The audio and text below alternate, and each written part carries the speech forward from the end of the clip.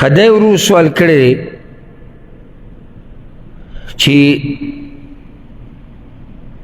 زه د خپل طرف نه یو کس وکیل کم چې هغه زما د طرف نه به بل ملک کې قرباني کړي لکه هلته مسافر چې دی وایي زما د طرف نه هلته قرباني وکړي یا یو کس داسې ملک کې دی لکه هلته خو اختر اکثر پاکستان کې اکثر اختر چې دی هغه د سعودي د اختر نه یو ورځ لیټي داسې ملک کې دی چې هلته ته یو ورځ مخکې دی داسې هم کیدی شي لکه اوس یو سړی پاکستان کې دی او وکیل یې کوم ځای کې دی سعودي کې دی او دته وایي ته زما طرف نه ته قرباني څاروی والا او ته حلال کړه سوال دا دی چې د ټیمونو کې اختلاف دی نو د وکیل سره چې کوم د اختر ورځ ده هغه کیدی شي د هغه څوک چا طرف نه چې قرباني کوي د هغه سره د اختر ورځ نه او کیدی شي هلته د اختر ورځ یو دلته لا نه نو که دا مخکې وروسته شي دې کې سهار شتي او که نه جواب د دې مسلې هغه دا یاد کړئ اول خو دا مسله یاده کوي چې دا جایز دي چې یو مسلمان په قرباني کولو کې د خپل طرف نه څوک وکیل کړي دا جایز دي او لږ ساعت مخکې ما دا وایي چې غوره څه ده چې په خپله حلاله کړي او په خپلو ته حاضر شي دا غوره ده که څوک یې بل چاته حواله کړي نو دې کې څه حرج نشته خو دا مسله ورسره یاده کوي چې د قربانۍ محدود وخت دی محدود شروع کیږي او ختمیږي چې هغه شریعت ټاکلی هغه زما او ستا په مرضۍ نه دی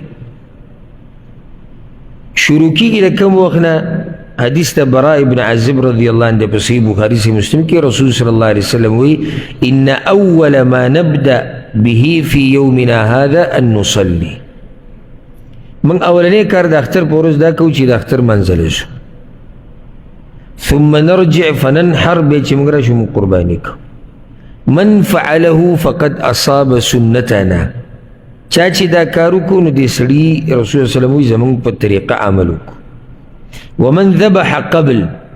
او چا چې د مانځه نه مخکې څاروی حلال کو فانما هو لحم قدمه لاهله دا غوښه ده راوړې د کور ته ساده غوښه ده لیس من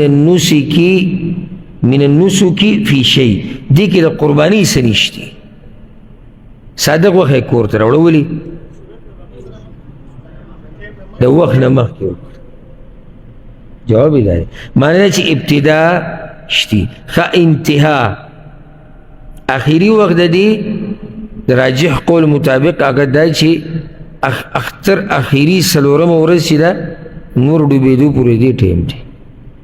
چې هغې ته ایام التشریق ویله کېږي یو د اختر ورځ ده اولنۍ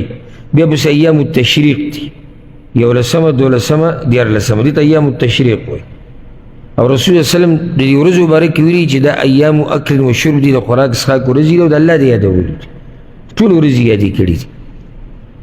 اگر که د بعضو علماو قول دا دی چې قرباني دې درېیمه پورې کېږي نه تحقیقي قول هغه دا دی چې دا د دې څلورمې ورځې پورې نور ډوبېدو پورې قرباني کېږي نو دا وخت شو شروع کېږي او ختمېږي شروع کېږي کله اختر د مانځه نه وروستو ختمېږي کله د څلورمې په نور ډوبېدو سره چې د څلورمې ورځې نور ډوب شي اوس که چېرته وکیل او موکل چاته وایي د چا چې قرباني ده وکیل چاته چې اختیارات ورکړی شوي دي د وکیل او د موکل د ملکونو په منځ کې اختلاف دی اعتبار به د وکیل ملک لري وکیل څوک دی چا چې اختیار ورکړی ولې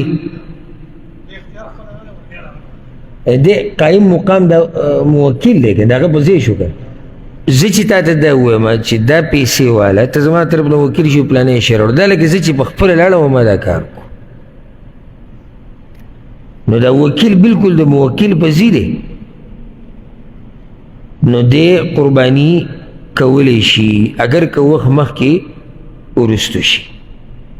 بعض علما لا دا وایي وی که خبره بالکل د شک نه وباسي نو غوره دا دی چې صبر ورته وکړي ځکه چې ایام التشریق قرباني څو ورځې دي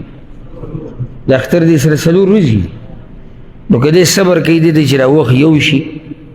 نو هم بعض علما ویلي دي دا غوره طریقه ده او که ونه کي او دغه شانې وکړي نو دې کې څه حرج نشته ځکه چې اعتبار هغه وکیل او د وکیل ملک لره دی موکل اختیارات هغه ته ورکړي دي چې ته زما له طرف نه قرباني وکړه